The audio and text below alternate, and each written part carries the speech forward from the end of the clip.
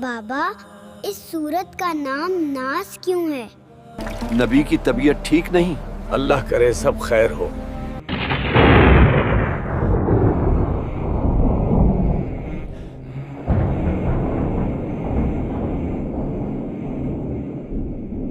آج ہم بات کریں گے اس سورہ کی جو قرآن کی آخری سورہ ہے لیکن حفاظت کی پہلی دیوار ہے، سورہ ناس کی. قل اعوذ برب الناس ملک الناس. یہ سورہ تب نازل ہوئی جب حضرت محمد صلی اللہ علیہ وسلم پر جادو ٹونا ہوا. چھوڑ دو یہ سب، تم کبھی کامیاب نہیں ہوگے. الہ الناس من شر الوسواس الخناس. فکر نہ کیجیے، اس بار محمد کے جسم پر نہیں بلکہ آپ کی روح پر وار کیا جائے گا. تمہارا مطلب کالے جادو کا استعمال؟ جی بالکل. الذي يوسوس في صدور الناس من الجنة والناس. سال تھا 7ویں ہجری کا. اب کوئی طاقت اسے بچا نہیں سکے گی. جب ہمارے رسول صلی اللہ علیہ وسلم پر کچھ اثر کرنے لگا، عجیب سا کچھ ہونے لگا، ان کے بدن پر کچھ تھکان جیسی محسوس ہونے لگی. آپ صلی اللہ علیہ وسلم کو کچھ ایسا محسوس ہوتا تھا کہ انہوں نے کچھ کام کیا ہے، بٹ وہ جادو ٹونا تھا. یہ جادو ٹونا کرنے والا تھا ایک بندہ جس کا نام تھا لبید بن اسم.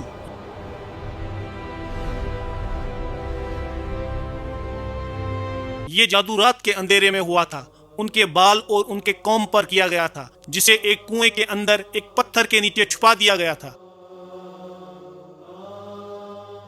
تب جبریل علیہ السلام آئے، انہوں نے 2 سورتیں لائی، ایک سورہ ناس اور سورہ فلق.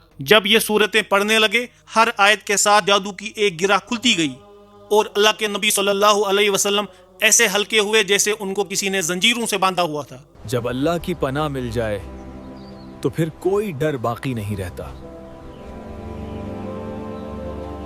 اس سورے سے ہمیں پتہ چلتا ہے اللہ تعالیٰ صرف مسلمانوں کا رب نہیں، اللہ تعالیٰ سب کا رب ہے.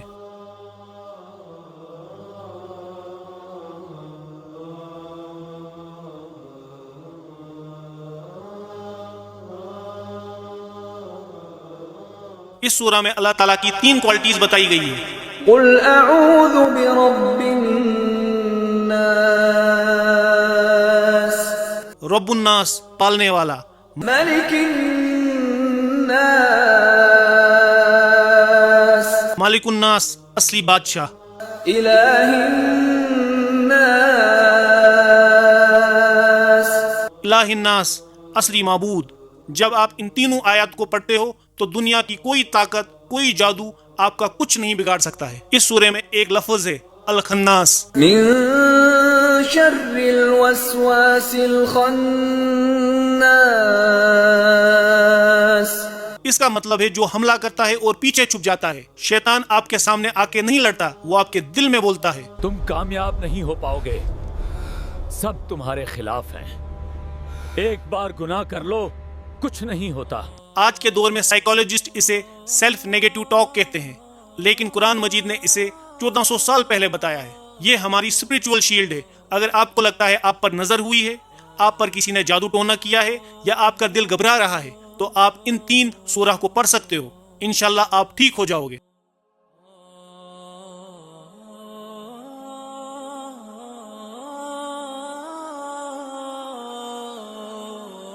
بخاری شریف کی حدیث ہے اللہ کے نبی صلی اللہ علیہ وسلم ہر رات ان 3 سورہ کو پڑھتے تھے، سورہ اخلاص، سورہ فلق، سورہ ناس. سورہ ناس صرف بچوں کو یاد کرانے کے لیے نہیں بلکہ بڑے بڑے ذہنی مریضوں کو ٹھیک کرتا ہے. بیٹا، جو سب کا پالنے والا ہے وہی سب کا بادشاہ بھی ہے.